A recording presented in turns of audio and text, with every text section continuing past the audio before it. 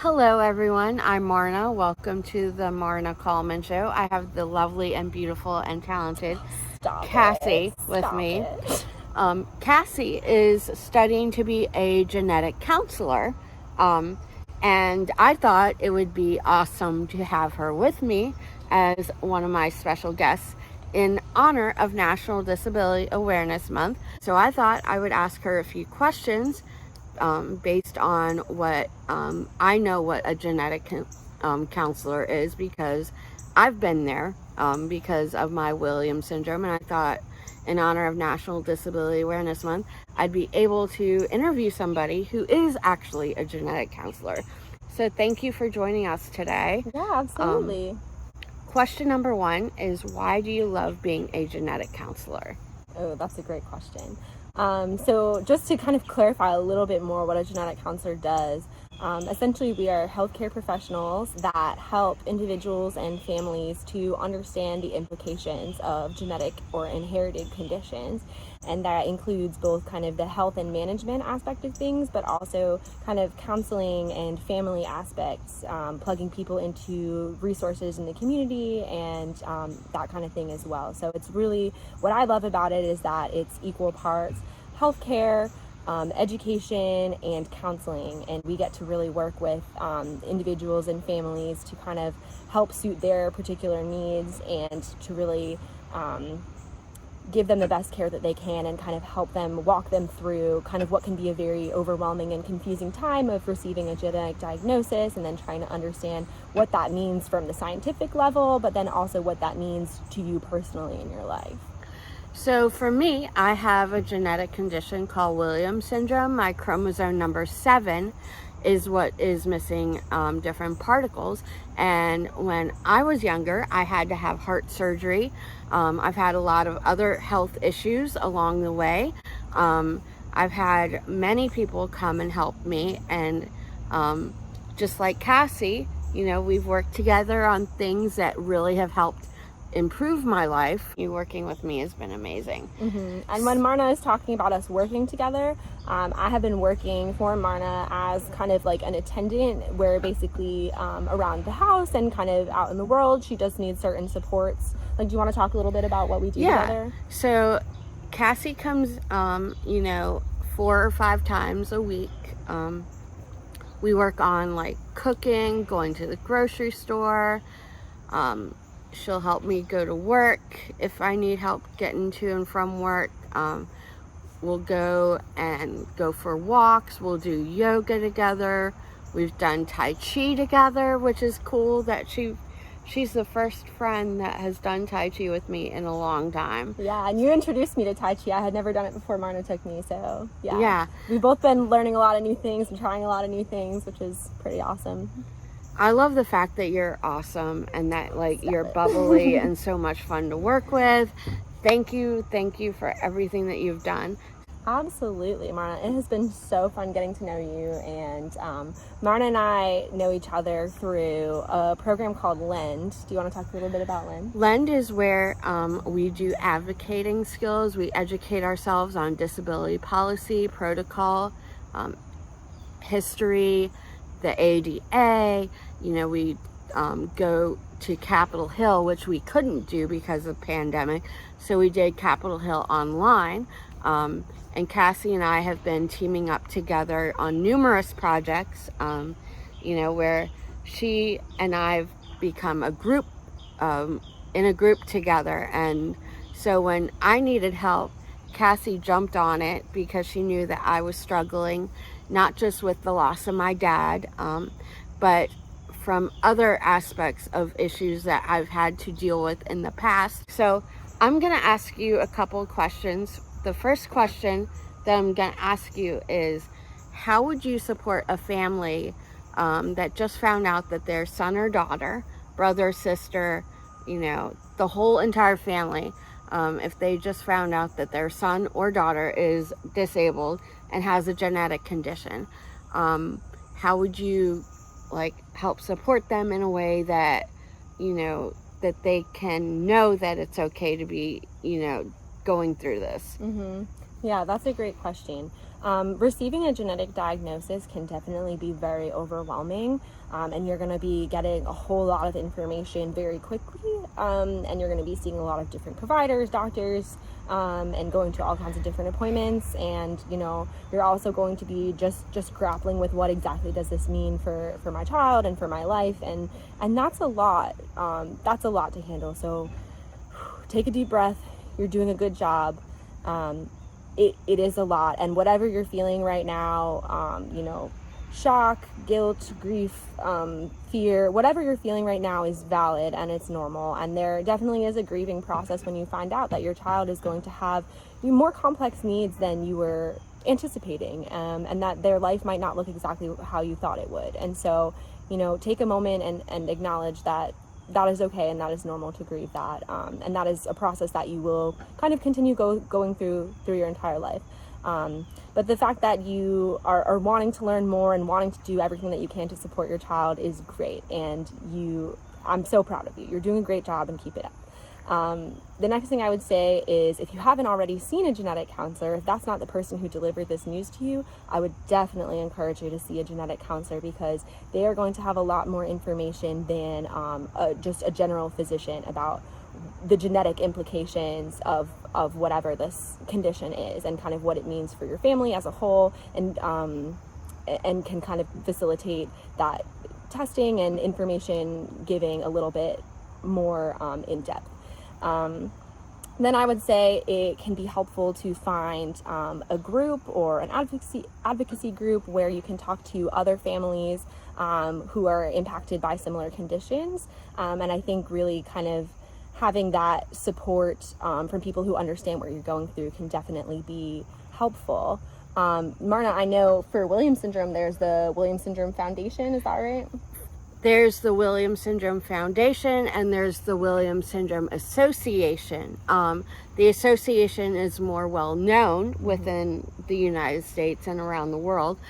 So I want to now have you tell me what are things that you don't like about being a genetic counselor, so that they can understand, some of the things that, you have to do that you don't like. Yeah. So it makes it a little easier for them to understand the process. Yeah, I would say the biggest thing that I don't like about genetic counseling is that we have to deal a lot with insurance, and that is the case with kind of all of healthcare in the United States, is that if we want to order testing for someone because we think that there's a genetic condition that's responsible for kind of the symptoms that we're seeing, we have to deal with insurance. We have to say, please, please, please, let us order this testing. We believe that it is medically necessary. Please, please, please, let us order it. And the insurance company can say, no, I don't think so. And that is very frustrating, because we are trying to give patients and families kind of all of their options and all the information that is available to them to kind of open up the door for different health management and treatments and things like that. So that can be the most frustrating thing, is dealing with insurance. And unfortunately, that I'm sure is the case for most, if not all, healthcare professionals. I'm going to say that Medicare needs to be changed very quickly, including Social Security. New age medicine, what I like to call new age medicine, the stuff that has been working is like, chiropractic care, massage therapy, Tai Chi has helped me also. A lot of other new age medicines out there that Medicare don't like to work with. That needs to be fixed, because it can help somebody with a genetic condition. You never know what will help somebody with a genetic condition. Yeah, it's unfortunate that there are times when we know the best testing we could order, the most appropriate testing for this particular patient in this situation is X, but the insurance company won't let us order X, so we have to try Y or Z, and the patients aren't receiving the best care that they can because of the hoops that we have to jump through with our healthcare system. So that is very unfortunate that we live in this system that we kind of have to deal with.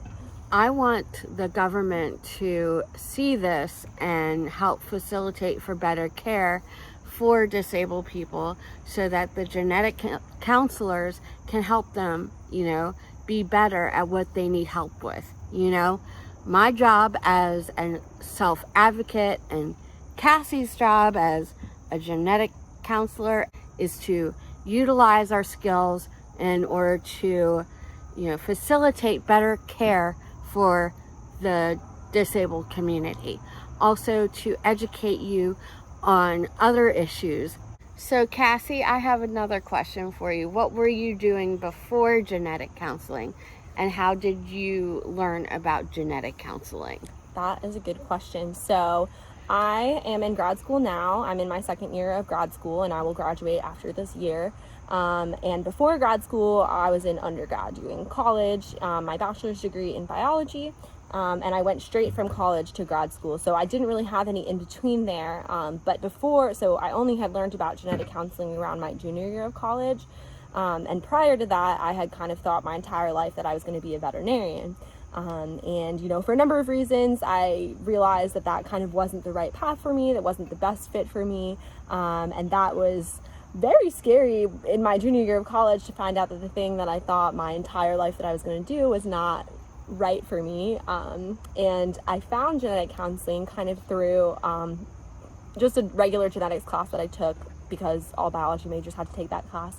And as we were kind of learning about things, my professor would say, if this is really interesting to you, you should check out genetic counseling. And after they'd said that so many times, and I was just like, man, this is really interesting to me, I was like, well, I have to check it out. So I reached out to some genetic counselors kind of in my area at a local hospital, and I did some shadowing.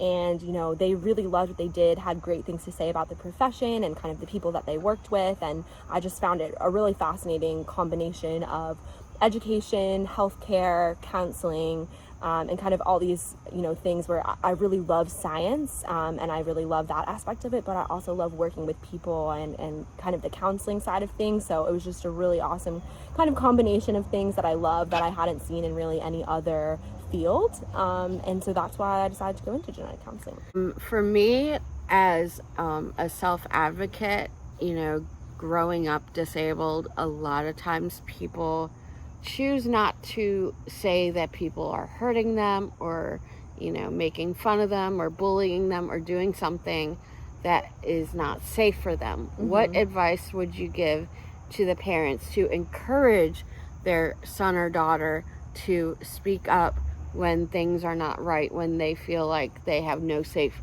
place to talk? Mm-hmm. Yeah, that's an important thing to talk about. I think it's really important for parents to help their children understand boundaries.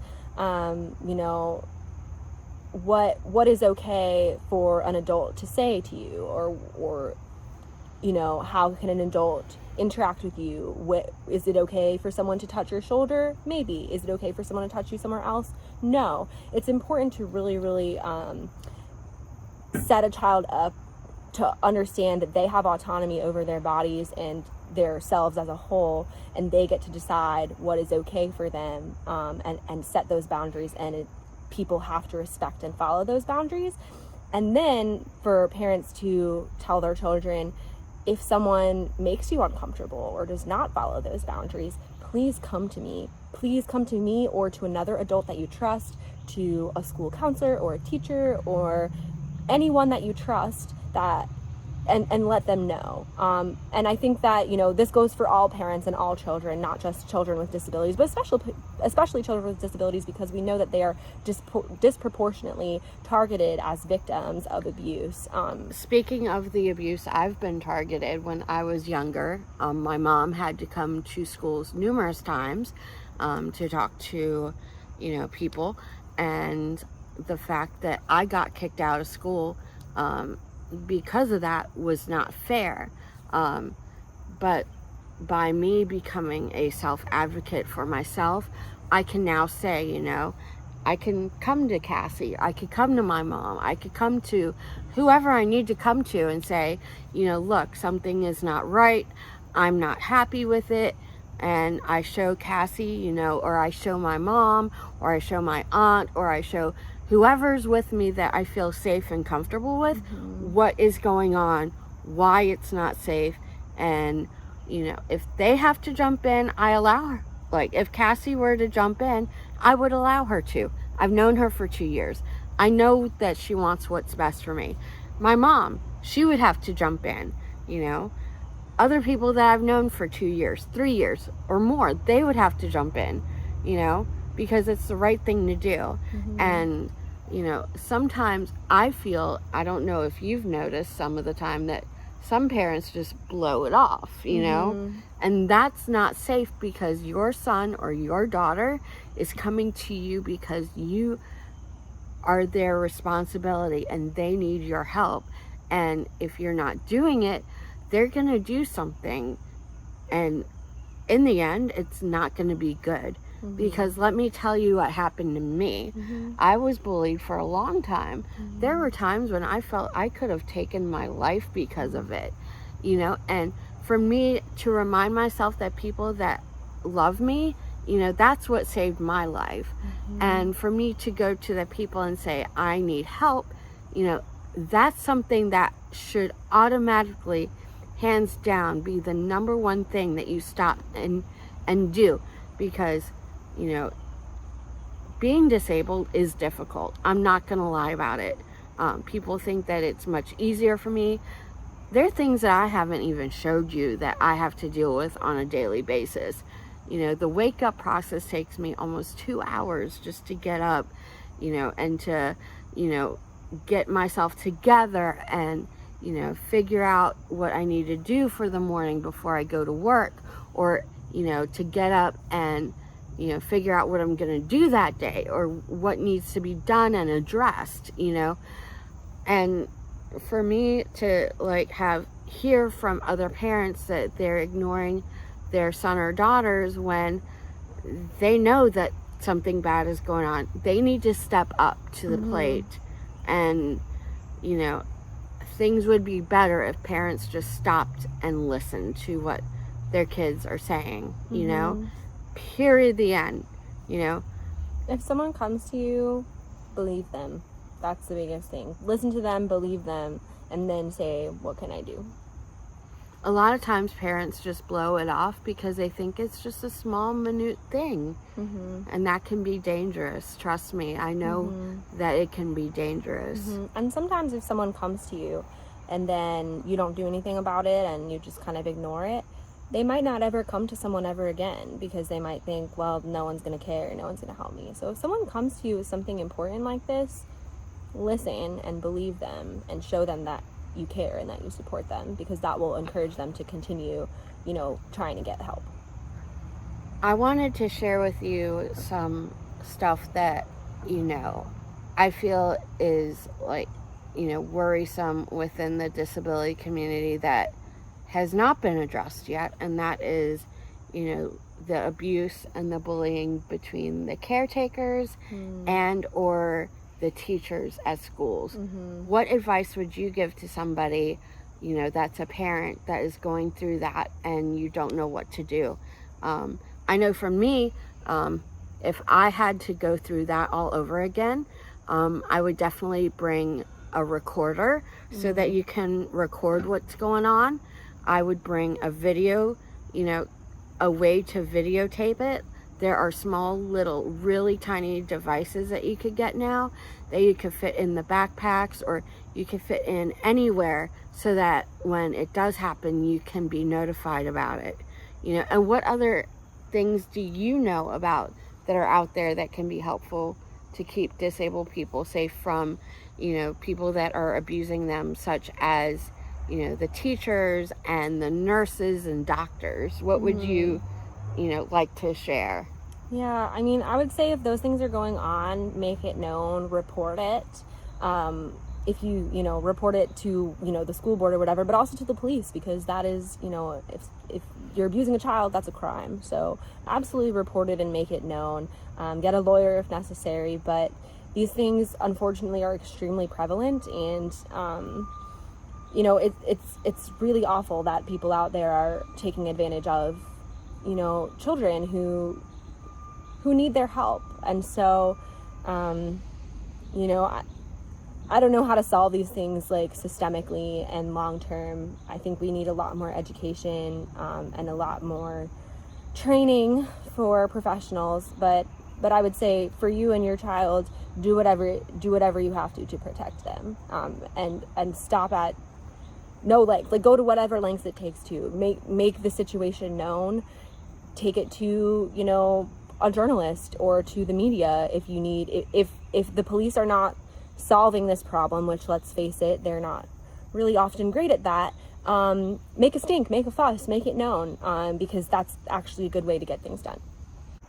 A few more questions and then we're done. So besides being a genetic counselor, what other interests have you had, you know, before becoming a genetic counselor or before trying to be a veterinarian? Okay, just like in my life? Yes. Okay, I like that question. I'm a big outdoorsy person. I love hiking and camping, kayaking, biking, things like that. I also love to travel. So I've backpacked through Europe. I've done a cross-country road trip, East Coast to California and back. I've been to a lot of music festivals. I love music. I love animals. I really just love anything where I can be outside, where I can be with people that I love, and just to have fun. I think that's really what life is about. For me, I've traveled across Europe to London and to Scotland and to Italy. Those are the places that I've traveled. But yeah, I love music just like Cassie does. We do a lot of jamming. We do. Marna, tell them what's your favorite band. New Kids on the Block. She's a I really super love fan, it. I really love them a lot. So yeah, New Kids on the Block is my favorite group of all time. I also like Paula Abdul. I really love Pat Benatar. Love Taylor Swift, Katy Perry. You know, I love you. Stop. I love you too. Cassie has taught me so many lessons in life over the past 2 years. I just want to say how grateful I am and how helpful you've been for me. And I really, really, really want to thank you for your time and energy for today with this. Bye for now, and happy National Disability Awareness Month.